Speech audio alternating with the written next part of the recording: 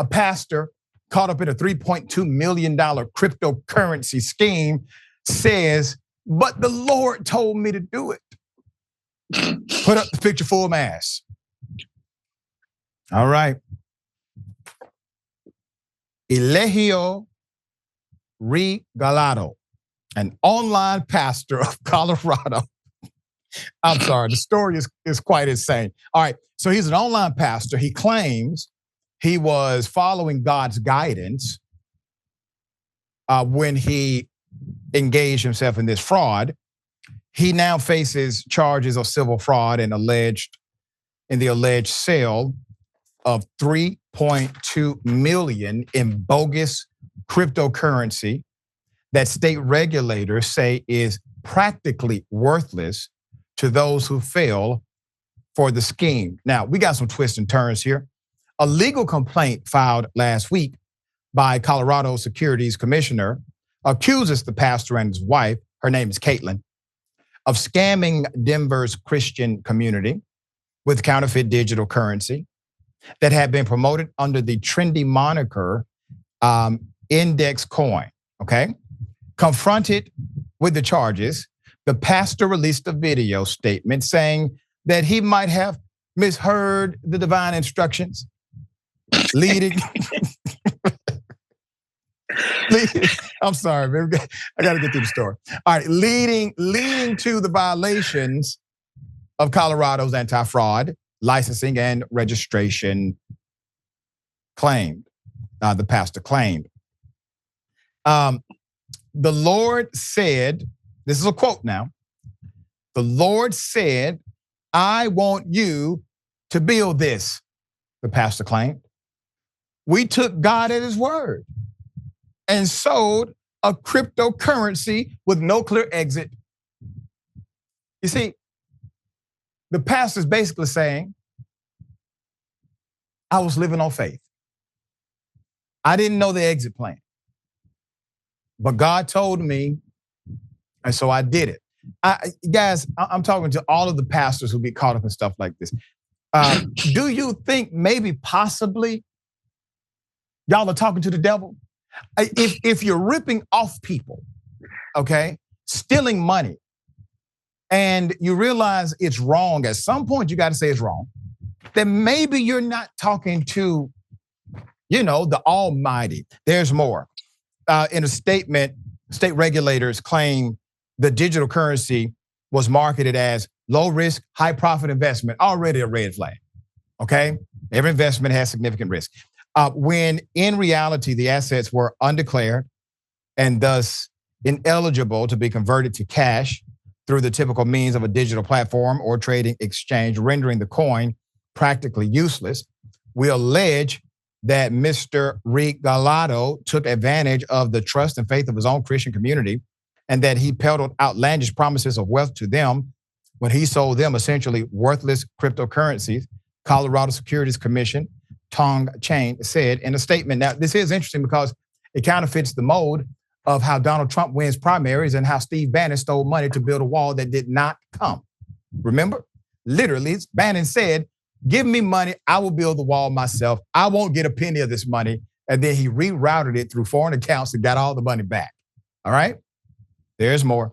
The filing said more than 300 unwitting investors lost millions of dollars. That is so sad. Millions of dollars, which the duo used to sustain their extravagant lifestyle. The couple allegedly sold the digital coin from June 2022 to April 2023. The pastor claims he and his wife only raked in about 1.3 million from the sales and admitted to spending a few $100,000 on a home remodel that, once again, the Lord told us to do, end quote.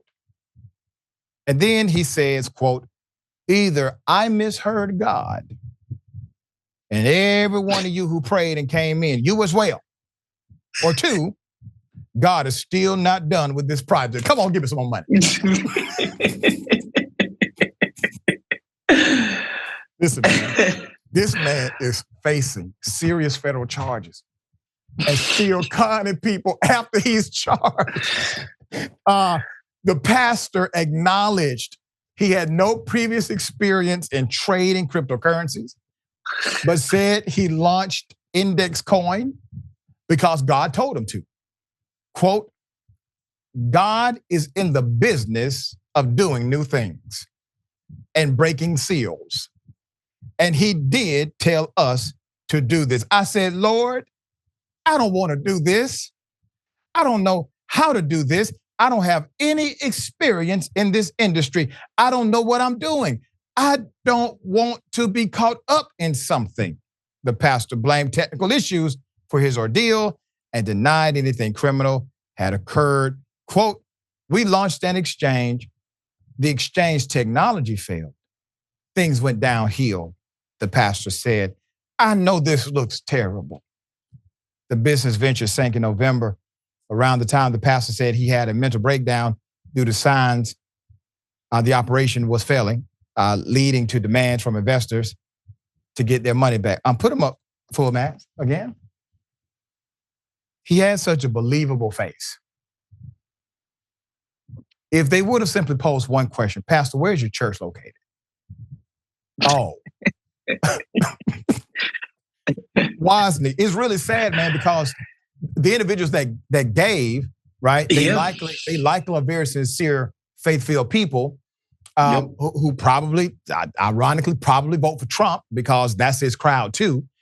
The Christian side or the faith-based side of this is being exploited by both political figures and figures of actual alleged faith. And so they're getting it both ways. So they get it politically, they're getting it now through people that claim to be pastors. And at the end of that equation is what? Usury. Give me what you've earned. Give me your money, and God is going to take care of the rest. And typically they just end up broke and they have absolutely no way of getting all of their money back. Yeah, it's one of the worst grifts around is when people use, the veil of divinity in order to separate people from their hard-earned dollars. It's quite sad when that happens, and they hear this fool in his court claim talk about he must have misheard. It's it's funny because I'm reminded of my dear mom who's no longer with us, but I can remember times in the house when she would say my name in such a way that I'm just like, wow, okay, this is pretty serious. I better listen up to what she's about to say. I would think that if I heard the voice of God himself, I would assume that I would probably get the gist of what he was trying to say. Like, I wouldn't get it completely wrong. Like, that's I probably such a great point. oh, I'd probably get that's a great point. Like, to completely get wrong the calling of God is nuts. But no, I throw it back to you, Dr. Richey, is obviously somebody who is faith-based and is in the church community damn near your whole life. Like, how does it feel to see these guys use the Lord and faith to just rob people for money, man? Man, it's maddening. It's maddening. And the reality is these individuals will likely be forgiven because that's part of the doctrine. And I try to encourage all of my faith colleagues in the ministry and beyond. You don't let other people hijack your faith. And God gave you a brain before he ever gave you a book. I truly believe the first book is nature, how things work, cause and effect, cycles, ecosystem, etc. Books came because of guidance from men.